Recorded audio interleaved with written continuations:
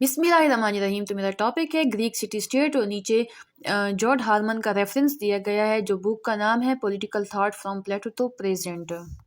और ये Greek city state का पार्ट 7 है। तो आपने अगर समझना है सारा ग्रीक सिटी स्टेट को तो आप पिछली वीडियोस पर ज़रूर विजिट कीजिएगा। तो इस वीडियो में स्टार्ट करेंगे political institutions of a city state.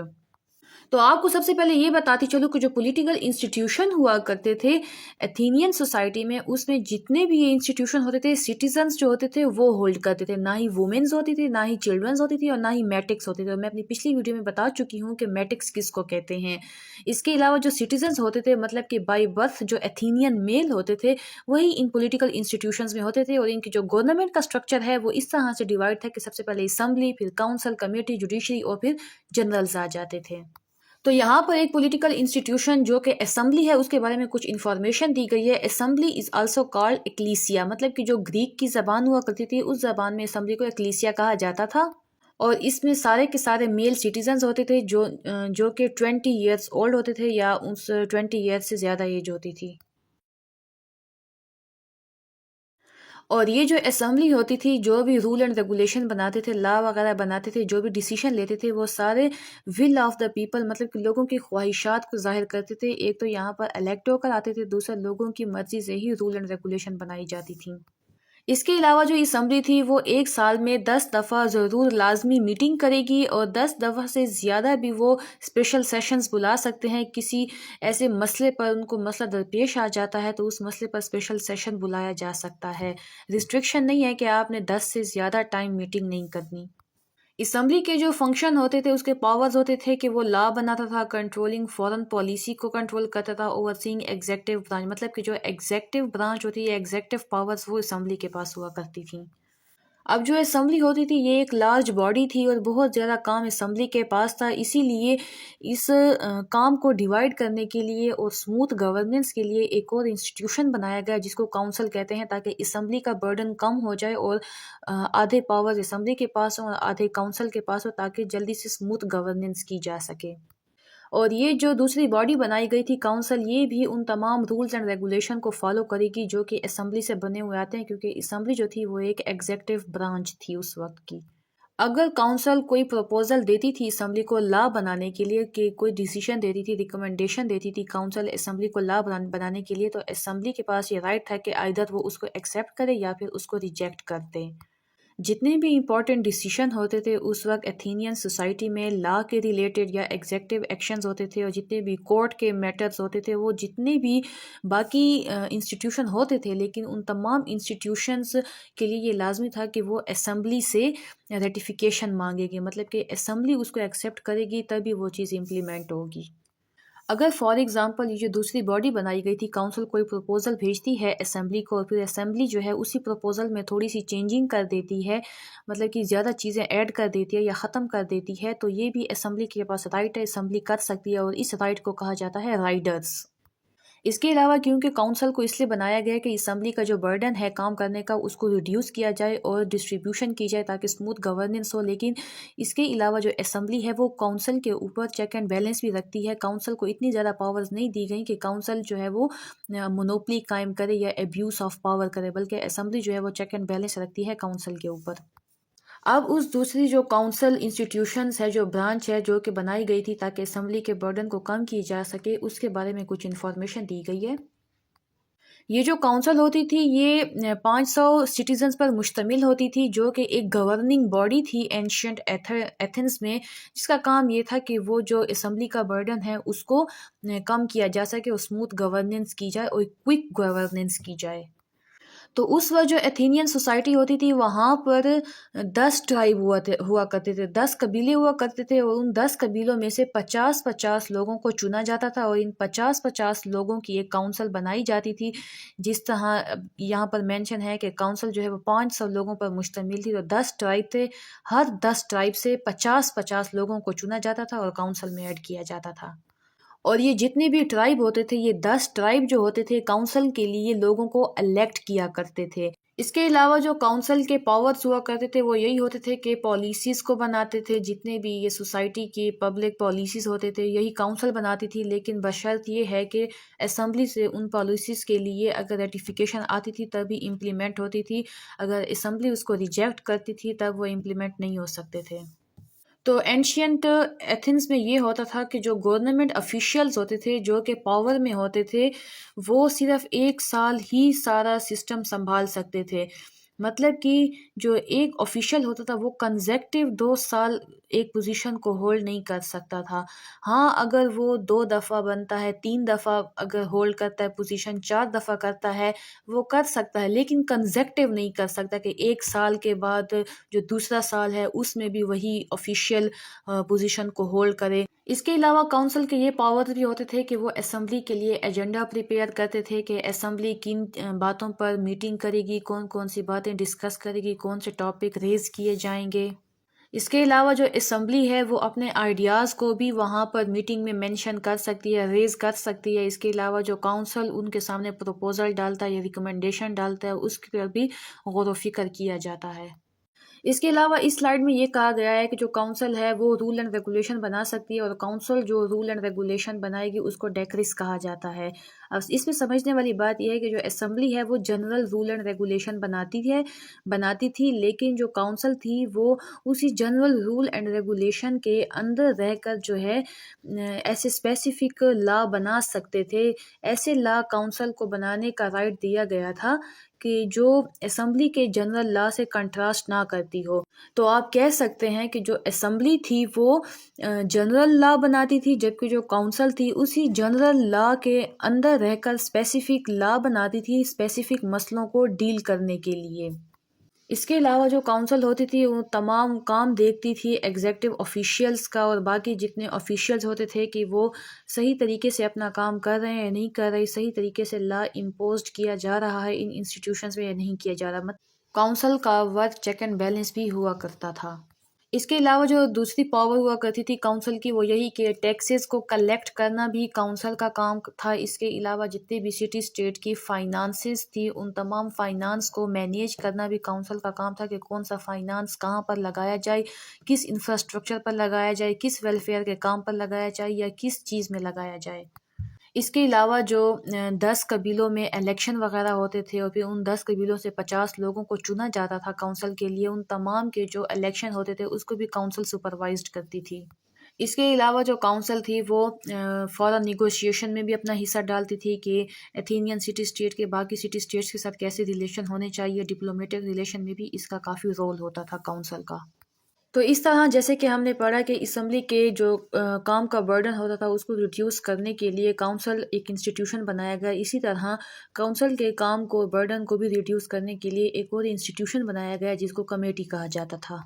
Council سے نیچے جو تھی وہ 10 کمیٹی آ جاتی تھی اور ایک کمیٹی جو ہوتی تھی وہ 10 قبیلوں کو ریپریزینٹ کرتی تھی، مطلب کہ 10 کمیٹیاں ہوا کرتی تھیں اور ہر کمیٹی میں 10 قبیلوں کی ریپریزنٹیشن ہوتی تھی، مطلب کہ ہر کمیٹی میں 10 ممبر ہوتے تھے۔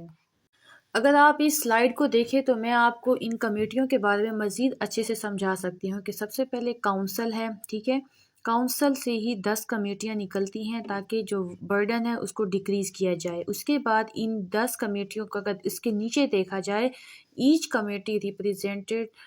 10 tribes mean 1 member from each tribe in each committee۔ Hare committee کے اندر جو تھا 10 قبیلوں کو ریپریزنٹیشن دی جاتی تھی۔ اس کے بعد جو نیچے ایرو ہے تو 10 تک کاؤنٹنگ لکھی ہوئی ہے، اس کا مطلب یہ ہے کہ جو ہر کمیٹی کے اندر ممبر ہوتے تھے وہ 10 ممبر ہوتے تھے، 10 قبیلے تھے، ہر کمیٹی کے اندر 10 ممبر بھی ہوا کرتے تھے، اور ان 10 بندوں میں سے ڈیلی ایک قبیلے کو ریپریزنٹیشن دی جاتی تھی کہ وہ باقی 9 قبیلوں کو سپروائز کرے۔ اس طرح پھر یہ تھا کہ ڈسٹریبیوشن آف پاور بھی ہو جاتی تھی اور ایکویلٹی بھی ہو جاتی تھی۔ ایک قبیلہ ایسے نہیں کہتا تھا کہ ہمیں ریپریزنٹیشن نہیں مل رہی اور دوسرے قبیلے کو زیادہ ریپریزنٹیشن مل رہی ہے، سب کے لیے برابر تھے۔ 10 دن تھے اور 10 دنوں میں ڈیلی ایک قبیلے کو ریپریزنٹیشن ملتی تھی ہر کمیٹی میں، 10 کمیٹیوں میں۔ تو امید ہے آپ کو اس پیراگراف سے اچھے سے سمجھ آ گیا ہوگا۔ اگر آپ کو سمجھ نہیں آئے تو آپ ویڈیو کو دوبارہ سے پیچھے کر کے سمجھ سکتے ہیں۔ اگر آپ اس کے سیکنڈ پوائنٹ میں دیکھیں تو آپ کو سیکنڈ پوائنٹ میں وہی لاسٹ والا جو میں نے آپ کو سمجھایا ہے وہی پوائنٹ نظر آ رہا ہے، آپ اس کو ریڈ کر لیں۔ اب اس میں بھی وہی بات کی جا رہی ہے کہ ایک کمیٹی کے اندر جب 10 قبیلوں کو ریپرزنٹیشن دی جاتی تھی تو ڈیلی ہر قبیلے کے ریپرزنٹیٹیو کو پریزیڈنٹ آف دا کاؤنسل بنایا جاتا تھا۔ اس کے علاوہ جتنے بھی کمیٹی کے ممبر ہوتے تھے وہ کاؤنسل کی میٹنگز کو بھی اٹینڈ کرتے تھے۔ تو کمیٹی کے بعد جو دوسری برانچ آ جاتی ہے، جو باقی انسٹیٹیوشن آ جاتے ہیں، وہ ہے جوڈیشری۔ تو یہ جو جوڈیشری انسٹیٹیوشن تھا اس کو کافی امپورٹنس حاصل تھی، ان کے خیال سے جو جوڈیشری تھا یہی ڈیموکریسی کو اچھی طرح سے پروموٹ کر سکتا ہے۔ اس کے علاوہ جتنے بھی ایتھینین سٹیزنز تھے اگر وہ ایٹ لیسٹ 30 ایئرس کے تھے، مطلب کہ 30 ایئرس سے زیادہ عمر ہو لیکن کم سے کم 30 سال ان کی عمر ہو اور ان کے پاس یہ سیول رائٹ تھا کہ وہ کورٹ کے ممبر بن سکتے تھے، مطلب کہ جج کی پوزیشن کو ہولڈ کر سکتے تھے اور باقی بھی جتنے پوزیشنز ہیں کورٹ میں ان پوزیشنز کو 30 سال کا جو سٹیزن ہے وہی ہولڈ کر سکتا تھا۔ اس میں یہ کہا جا رہا ہے سیکنڈ پوائنٹ میں کہ جو جوڈیشری تھی اس کے 6000 ممبر تھے، جیسے کہ میں نے آپ کو بتایا کہ اس وقت 10 قبیلے ہوا کرتے تھے، ان 10 قبیلوں میں بہت سے لوگ جو ہوتے تھے نا، 600 سے بھی زیادہ لوگ الیکشن کے لیے کھڑے ہوتے تھے، اور پھر جب الیکشن ہو جاتے تھے تو اس کے بعد صرف ان الیکٹڈ ممبرز میں سے 600 لوگوں کو الیکٹ کیا جاتا تھا، اور 10 ٹرائب سے اگر 600 ممبر آتے تھے اور ان کو جوڈیشری کی پوسٹ دی جاتی تھی تو یہ 6000 ممبرز بن جاتے ہیں۔ اس کے علاوہ مین کورٹ تو ہوا کرتی تھی ایتھینین سوسائٹی میں، لیکن باقی اسمالر کورٹس بھی ہوا کرتے تھے، اور اسمالر کورٹس میں بھی جتنے بھی ٹرائبز تھے 10 ٹرائب، ان 10 کے 10 ٹرائبز کو ایکول ریپرزنٹیشن دی جاتی تھی۔ ایسا نہیں تھا کہ فلاں ٹرائب کی پاپولیشن زیادہ ہے تو اس کے زیادہ اس کو پوسٹ دی جائیں، اور باقی ٹرائب کی پاپولیشن تھوڑی ہیں تو ان کو کم پوسٹ دی جائیں، بلکہ سب میں ایکویلٹی ہوتی تھی اور ہر ٹرائب سے 600 بندے آتے تھے۔ اس کے علاوہ جوڈیشری میں یہ سسٹم بھی ہوتا تھا کہ جو لوگ تھے ان کو ٹرانسفر کیا جاتا تھا، اس چیز سے بچنے کے لیے کہ کوئی فیوریٹزم نہ کرے یا کوئی کسی کو پریشر نہ ملے، اپنے قبیلے والوں کو پروموٹ نہ کرے یا اپنے قبیلے کے لوگوں کے حق میں فیصلہ نہ کرے۔ اس چیز سے بچنے کے لیے جو ممبرز ہوتے تھے ان کو ہر 2 دن بعد یا 1 دن بعد 3 دن بعد چینج کیا جاتا تھا تاکہ فیوریٹزم نہ ہو۔ اس کے بعد اگر آج کل کی ماڈرن ورلڈ میں دیکھا جائے تو ہائی کورٹ ہے، اس کے بعد ہائی کورٹ کا اگر ڈیسیشن سے کوئی راضی نہیں ہوتا تو وہ اپیل درج کرتا ہے سپریم کورٹ میں، لیکن وہاں پر ایتھینین سوسائٹی میں اس طرح کا کوئی سین نہیں تھا، وہاں پر صرف ایک ہی ہائر کورٹ ہوا کرتی تھی اور کوئی اپیل کا سسٹم نہیں تھا، جو ہائر کورٹ کا فیصلہ ہوتا تھا وہی فائنل ڈیسیشن ہوتا تھا سارے سٹیزنز کے لیے۔ اس کے علاوہ وہاں پر ایتھینین سوسائٹی میں اگر کوئی انسان کوئی سٹیزنز کرائم کمٹ کرتا تھا تو پھر اس کی سزا بھی ووٹ کے ذریعے ہی کی جاتی تھی، کہ سب سے پہلے ووٹ کیا جاتا تھا کہ یہ جو بندہ ہے جس نے کرائم کو کمٹ کیا ہے یہ گلٹی ہے کہ نہیں ہے، ووٹ کے ذریعے۔ اس کے بعد دوبارہ ووٹ کے ذریعے اس کی سزا کی تجویز کی جاتی تھی کہ کون سی سزا اس مجرم کے لیے ہونی چاہیے، تو سزا بھی ووٹوں کے ذریعے ہی ڈیسائیڈ کی جاتی تھی، جو کہ وہاں پر جو لوگ ہوتے تھے اس کیس میں انوالو ہوتے تھے وہی ڈیسائیڈ کرتے تھے۔ اس کے علاوہ جو کورٹ کے ممبرز تھے ان کو سیلری بھی دی جاتی تھی، اسمال پیمنٹ دی جاتی تھی ان کے کام کے لیے۔ اس کے علاوہ جو جوڈیشری تھی وہ کرمنل یا سیول کیسز کے لیے ڈیفرنٹ نہیں تھی، بلکہ ایک ہی جوڈیشری تھی، اسی میں کرمنل کیسز بھی دیکھے جاتے تھے اور سیویلین کیسز بھی دیکھے جاتے تھے۔ تو لاسٹ پوائنٹ میں یہ کہا جا رہا ہے کہ کیونکہ اس وقت کوئی اپیل کا سسٹم بھی نہیں تھا اور کرمنل اور سیول کیسز بھی ایک تھے، تو لاسٹ پوائنٹ میں یہ کہا جا رہا ہے کہ آپ اس جوڈیشری کے سسٹم کو یا کاؤنسل یا اسمبلی یا کمیٹیز کے سسٹم کو آپ کرٹیسائز کر سکتے ہیں، کیونکہ اس وقت کچھ فلاز موجود تھے، لیکن یہ بھی دھیان میں رکھا جائے کہ اس وقت ڈیموکریسی کی شروعات کی جا رہی تھی، جیسے کہ میں نے آپ کو سب سے پہلے بتایا تھا، جو کہ اپنی پچھلی ویڈیوز میں بتایا تھا کہ ایتھینین ڈیموکریسی جو ہے وہ ایک دم سے نہیں بنی بلکہ ایوالوڈ ہوتی ہوئی آئی ہے اکارڈنگ ٹو سرکمسٹانسز۔ جو موجودہ حالات تھے ان کو مد نظر رکھتے ہوئے ڈیموکریسی میں مزید ایڈیشن کی گئی ہے اور ڈیموکریسی بھی ایوالوڈ ہوتی ہوئی آئی ہے۔ یہ ایسا کنسیپٹ نہیں ہے جو راتوں رات بیٹھ کے ڈیسائیڈ کیا گیا ہو، بلکہ اس میں کافی ایڈیشنز بھی ہوتی گئی ہیں اور پھر کافی ریموول بھی اس میں ہوئی ہیں۔ اس کے علاوہ جیسے کہ میں نے آپ کو بتایا کہ سب سے پہلے 10 قبیلوں میں الیکشن ہوتے تھے، پھر ان الیکٹیو لوگوں میں صرف 600 لوگوں کو رینڈملی لیا جاتا تھا، اور پھر جو ان 600 لوگوں کو رینڈملی جوڈیشری کے لیے لیا جاتا تھا ان کی بھی کوالیفیکیشنز کو چیک کیا جاتا تھا کہ ان کا کتنا ایکسپیرینس ہے، کتنی کوالیفیکیشن ہے۔ اگر ایکسپیرینس اور کوالیفیکیشن کم ہوتے تھے تو ان کو جاب کے لیے انفٹ قرار دے دیا جاتا تھا۔ اس کے علاوہ اگر 6000 ممبر، جیسے کہ میں نے آپ کو بتایا کہ جوڈیشری میں 6000 ممبر تھے، ان 6000 ممبرس میں سے بھی اگر کوئی کرائم کمٹ کرتا ہے آفیشیل تو اس کو بھی کورٹ ہی سزا دے گی۔ تو جوڈیشری کے بعد یہ دوسرا انسٹیٹیوشن آ جاتا ہے، لاسٹ انسٹیٹیوشن آ جاتا ہے جنرلز۔ اب ایتھینین سوسائٹی میں ایک اسپیشل گروپ ہوا کرتا تھا 10 جنرلز کا، 10 جنرل ہوا کرتے تھے جنہوں کی اسپیشل پوزیشنز ہوتی تھی ملٹری میں، مطلب کہ ملٹری کے جتنے بھی افیئرز ہوتے تھے یہ 10 جنرلز دیکھتے تھے، لیکن ملٹری کے ساتھ ساتھ کچھ پولیٹیکل پاورز بھی ان جنرلز کے پاس ہوا کرتی تھی۔ اور یہ جو جنرل ہوتے تھے یہ 10 قبیلوں میں سے الیکٹ کیے جاتے تھے، 10 قبیلے ہوتے تھے، 10 جنرل ہوتے تھے، اور ان 10 جنرل میں سے اگر ایک انسان جنرل بن جاتا ہے تو پھر وہ دوبارہ سے بھی جنرل بن سکتا ہے۔ ایسی بات نہیں ہے کہ جو ایک انسان جنرل بن جائے وہ دوبارہ جنرل نہیں بن سکتا، بلکہ ری الیکٹ ہو سکتا ہے۔ اگر جنرلز کی پاور کو دیکھا جائے تو اس کے پاس پاور ہوتی تھی ملٹری افیئرز کی، اس کے علاوہ فارن میٹرز کی ہوتی تھی۔ جنرل جو تھے وہ فائنینشیل ایشو کو بھی ڈیل کرتے تھے، اور ڈومیسٹک پالیسیز وغیرہ جو ہوتی تھی، پبلک پالیسی، ان میں بھی ان کا انٹرفیرنس ہوتا تھا، جو کہ اسی ایتھینین سوسائٹی میں پلیٹو ایمرج ہوا، اور اس پلیٹو نے بعد میں یہ سٹیٹمنٹ بھی دی تھی کہ جو ملٹری ہے اس کو پولیٹیکل افیئر سے دور رکھنا چاہیے، اسپیشلائزیشن ہونی چاہیے، جو کہ ہم آگے انشاءاللہ ڈسکس کریں گے۔ فی الحال کے لیے صرف اتنا کہ جو جنرل ہوتے تھے ان کے پاس یہ پاورز ہوتی تھیں۔ اس کے علاوہ جو جنرلز ہوتے تھے یہ بھی اکاؤنٹیبل ہوتے تھے، جواب دہ ہوتے تھے اسمبلی کے سامنے۔ جو کاؤنسل ہوتی تھی وہ بھی اسمبلی کو جواب دہ تھی، جو کمیٹیز ہوتی تھیں وہ بھی اسمبلی کو جواب دہ تھیں، اور یہ جو جنرلز ہوتے تھے یہ بھی اسمبلی کو جواب دہ ہوتے تھے کہ یہ جو بھی ایکشن پرفارم کریں گے وہ اسمبلی کے اپروول سے کریں گے، اور اگر اس طرح سے کوئی ایکشن انہوں نے پرفارم کیا بھی ہے تو اسمبلی ان سے جواب لے سکتی ہے، کویسچننگ کر سکتی ہے اسمبلی 10 جنرل سے۔ اس کے علاوہ یہاں پر کمپیریزن بتایا گیا ہے کہ یہ جو 10 جنرل تھے ان کا ایتھینین سوسائٹی میں اس طرح سے رول تھا جیسے کہ آج کل ایک گورنمنٹ کا پرائم منسٹر ہوتا ہے، ایک پرائم منسٹر کی طرح ان 10 جنرلز کو سمجھا جاتا تھا۔ اور اس کے علاوہ ان جنرلز کے پاس یہ پاور ہوتی تھی کہ وہ اسمبلی کو بلاتے تھے اور اپنے آئیڈیاز اسمبلی کے سامنے پیش کرتے تھے، اپنے ریکمنڈیشنز جو تھیں وہ اسمبلی کے سامنے پیش کرتے تھے اور ان پر ڈسکشن کرتے تھے۔ اس کے علاوہ لاسٹ میں یہ کہا جاتا ہے کہ جو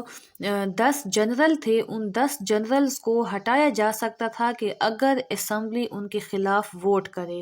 اگر اسمبلی کوئی ووٹ کرے کسی جنرل کے خلاف کہ یہ مطلب ووٹ آف لو کانفیڈنس ہو، تو وہ جنرل جو ہے اپنی پوزیشن کو چھوڑ دے گا اور اس کی جگہ دوسرا جنرل آ کے اس پوزیشن کو ہولڈ کرے گا۔ تو اگر آپ کو اس میں کوئی چیز سمجھ نہ آئی ہو تو آپ کمنٹ میں پوچھ سکتے ہیں۔ اس کے علاوہ سارے گریک سٹی اسٹیٹ کے کورس کو سمجھنے کے لیے آپ میری چینل کے پلے لسٹ میں وزٹ کر سکتے ہیں۔ تو ویڈیو کو لائک کر دیجیے گا، شیئر کر دیجیے گا، اینڈ چینل کو سبسکرائب کر دیجیے گا۔ بہت شکریہ، اللہ حافظ۔